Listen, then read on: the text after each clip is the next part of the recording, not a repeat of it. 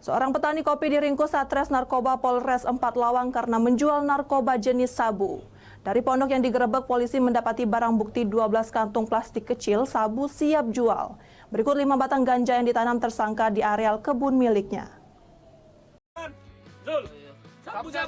Tersangka Zulfikar, seorang petani kopi, tak bisa mengelak lagi saat anggota Satuan Reserse Narkoba Polres 4 Lawang, Sumatera Selatan menggerebek pondok miliknya yang berada di areal perkebunan Desa Lawang Agung, Kecamatan Paiker.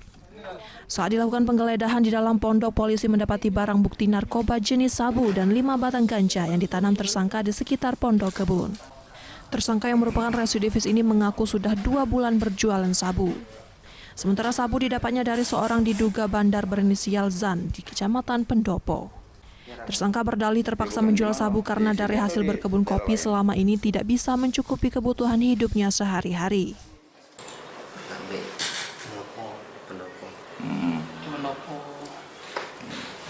Kau jual berapa satu paket tuh kecil?